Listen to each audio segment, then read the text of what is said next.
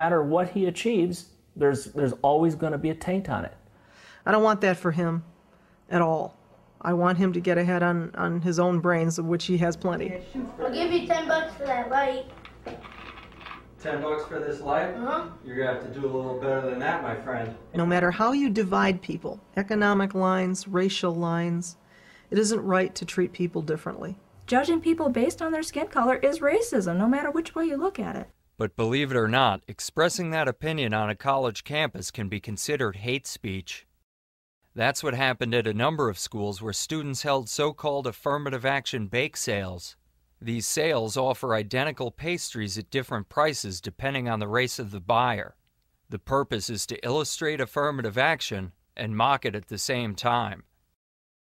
But you don't treat everybody like they're prejudiced. That discrimination is wrong. We should judge people based on individual characteristics. But you guys are the ones that are the homophobic ones that... Homophobic? I didn't say anything about homosexuality. Many schools use affirmative action in the admissions process. Applicants are sorted into categories and judged as members of this or that group. Yet some of the same schools that use racial criteria in admissions will not allow students to illustrate it by using racial criteria when selling cupcakes. Administrators stop similar bake sales at SMU, William and Mary, the University of Washington, UC Irvine, and at Northwestern, where the students involved were threatened with arrest. Why the students having an affirmative action bake sale, part of the reason is that in most classes you cannot have a genuine dialogue because students are afraid, and so they find other modes of expression. I was in this class, it was a group of 200. The professor started talking about something that sounded very familiar, and I realized he was talking about my letter. Well, this professor's holding up her article and saying this person is an idiot. This writer has other motivations and is a racist and stupid and all the other things without actually refuting any of the argument that she put forth. So I'm slumping down in my seat. It wasn't right in any way for me to have to pay for his political podium. The letter had nothing to do with the class material. Zip. He went up there and he went on a rant. This is not why we hire professors. I don't think they should be treated differently. I think they should be treated equally. That's pretty unprejudiced. Well, you see, Lydia, views like yours can cause problems for school administrators. After students at Columbia held an affirmative action bake sale, some students took offense and marched on the administration with a list of demands. The so-called bake sale that happened, with its intent to drive minority students off of campus, already marginalized in a racist capitalist America. My sexist, my racist, and my homophobic country. Yes, I am angry today! And I am hostile! But come and talk to me about it and deal with this anger that you made in me! Stop it. Stop it. Just stop it.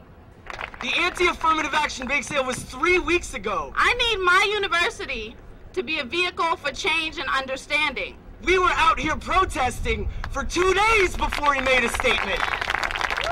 And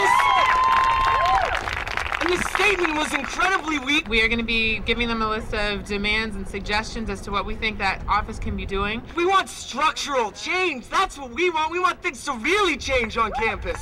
What do they want to change? Other people's right to free speech? Other people's right to disagree? If they want to render you helpless and make people not take you seriously, they label you. Oh, prejudiced. Oh, homophobic. Oh, there's a bigot. No one listens to that person. When it comes to these sacred cows, racial politics, and a few other things, there is no discussion. There's a way to think. That's what universities have become. This is the way you think. Central Connecticut State University set up a panel to discuss slavery reparations, a proposal for paying today's black Americans for the sins of slavery over 150 years ago. All 7 speakers invited by the school supported the idea. Professor Jay Bergman questioned the lack of intellectual diversity on the panel. Bad idea, Jay. 2 individuals from the African Studies Department composed a statement. By opposing reparations, I was acting in a way that was akin to Hitler, the Nazis, and the Ku Klux Klan. Calling someone who disagrees with you a racist, a Nazi, and a Klansman simply for calling for intellectual diversity is engaging in a kind of intellectual and academic thuggery. Words like that are not designed to further a conversation or to enhance a debate. They are designed to end the debate, to delegitimize the speaker. When discussing race on campus, the smartest thing to do is just keep your mouth shut, unless you know the right things to say. My concern is doing away with whiteness. Whiteness is a form of racial oppression, sure. The suggestion is that it is somehow possible to separate whiteness from oppression, and it is not. There can be no white race without the phenomenon of white supremacy. If you abolish slavery, you abolish slaveholders. In the same way, if you abolish racial oppression, you do away with whiteness. Treason to whiteness is loyalty to humanity. Your views are fairly well received in academia. Yes, they're legitimate, not to say that everyone agrees, but sure. I could not point to any examples where it has provoked political censorship. Really? Okay, well then here's a quick recap. On a college campus, these people are considered dangerous radicals, but this guy's completely legit. Unfortunately, the way we talk about race does have a way of putting dividers between us. To me, whiteness is an identity that arises entirely out of oppression. To be black is to be aggrieved. These are people who nurture a sense of white people as the enemy. Whiteness is not a culture, it's not a religion, it's not a language, it's simply an oppressive social category. The essence of black authenticity is to be aggrieved. That's the idea that we're stuck with. Blackness is an identity that can be plausibly argued to arise out of a resistance to oppression. Once you assert that you're not particularly aggrieved, then people start wondering whether you're black at all. Black studies is the study of a people that has formed itself in resistance to its oppression. Most African American studies departments elegantly teach you how to be a victim. They teach you how you're a victim in ways that you didn't think about. And the task is to bring this minority together in such a way that it makes it impossible for the legacy of whiteness to continue to reproduce itself. You nurture the feeling among the black students that it is a racist campus. You pay people basically to tell them that in the classroom and in administrative offices. Obviously something's wrong, but you get to satisfy your sense of being a noble person by pretending that the black students are victims. That's something that now is not only a personality trait, but it's institutionalized on the university campus. A lot of our students, I think, are unconsciously racist. It's not conscious, so they don't really see it in themselves.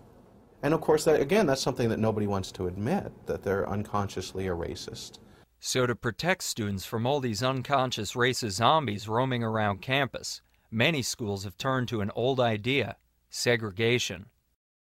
William and Mary sponsored a racially segregated orientation program. So did Tufts and Brown.